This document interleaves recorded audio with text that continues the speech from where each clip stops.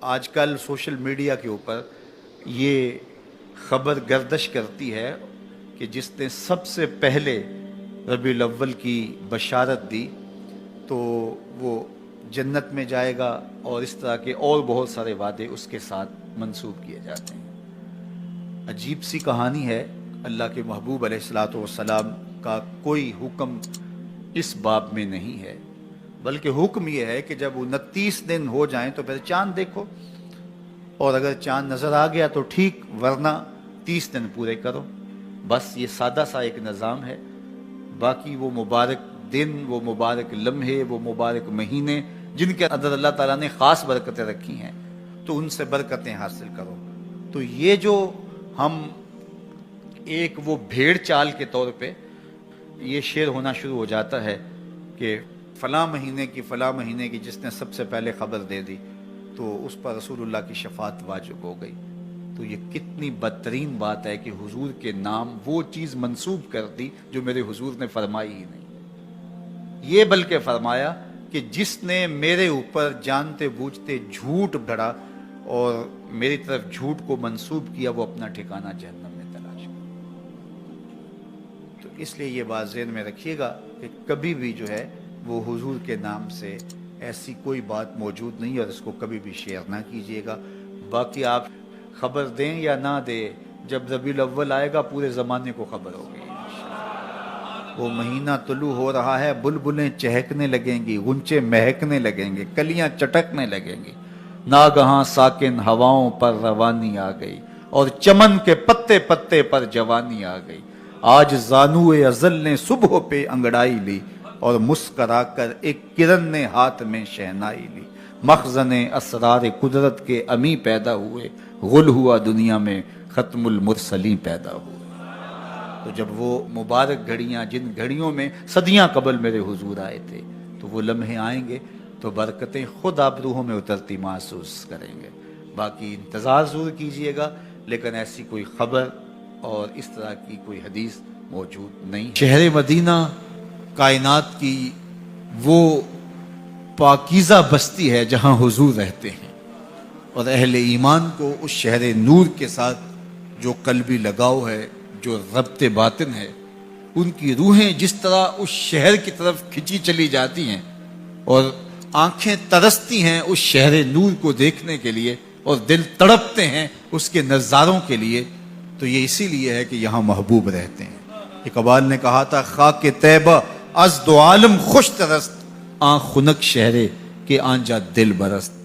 طیبہ کی خاک، طیبہ کی بابرکت مٹی ہمیں دو جہاں سے اس لیے بہتر ہے کہ وہاں محبوب داور جلوہ فرما ہوتے ہیں۔ تو حضور کی وجہ سے وہ شہر خوباں، وہ شہر جمال اور وہ شہر نور عقیدتوں کا مرکز اور محبتوں کا مامن و مسکن ہے، اور اہل ایمان حج کرنے کے بعد اس شہر نور کی حاضری کے لیے ضرور جاتے ہیں۔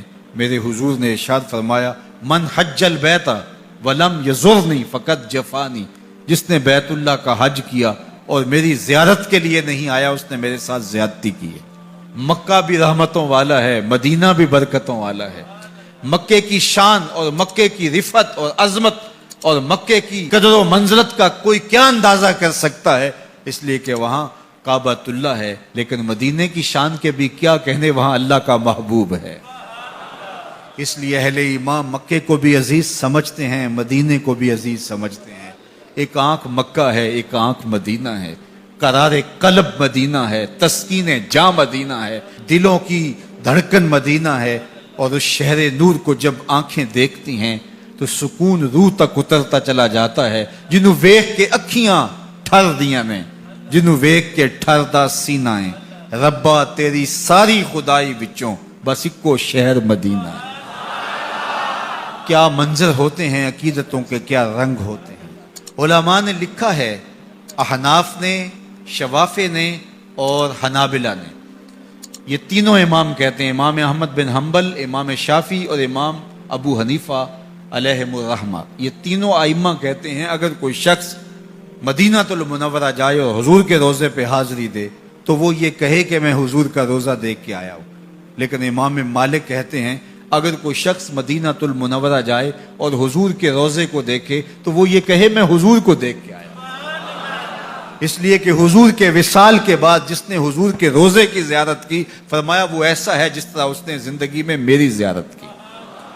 تو اس درے نور کو دیکھ کر کے، اس ساوے گنبد کو دیکھ کر کے، اس سبز روزے کو دیکھ کر کے، ان سنہری جالیوں کو دیکھ کر کے وہ احساس ہوتا ہے کہ ہم حضور کے قدموں میں بیٹھے ہیں۔ وہ دیکھو دیکھو سنہری جالی، ادھر سوالی ادھر سوالی، عجیب رنگتیں، عجیب انداز اور محبتوں کی برستی ہوئی برکھا، عقیدتوں کے بکھرے ہوئے رنگ، سوالی جھولیاں لیے کھڑے ہیں، لیکن ہر ایک کی جھولی بھری جا رہی ہے، خیرات دی جا رہی ہے، انوار کی برکھا برس رہی ہے، روحوں کی پیاس بجھ رہی ہے۔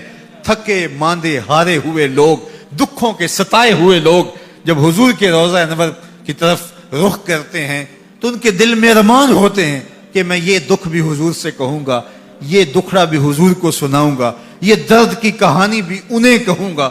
لیکن جب روبرو مواجہ انور کے ہوتے ہیں کوئی دکھ یاد ہی نہیں رہتا۔ ظہوری نے تو قلم توڑ دیا، دکھ درد کے ماروں کو غم یاد نہیں رہتے، دکھ درد کے ماروں کو غم یاد نہیں رہتے، جب سامنے آنکھوں کے غم خار نظر آئے۔ اللہ اکبر، مکے کی فضاؤں میں، طیبہ کی ہواؤں میں ہم نے تو جدھر دیکھا سرکار نظر آئے، بس یاد رہا اتنا سینے سے لگی جالی، پھر یاد نہیں کیا کیا انوار نظر آئے۔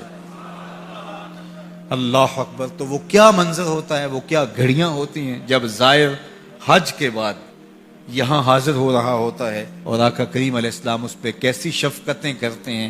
یہ بیان کرنے اور گفتگو میں سمونے کا مضمون نہیں ہے، یہ کیفیات ہیں جو محسوس کی جا سکتی ہیں۔ بخدا لذت ای میں نہ شناسی تا نہ چشی، کہ یہ لذت تو جب تک چکھے گا نہیں اس کی پہچان تجھے ہو ہی نہیں سکتی ہے۔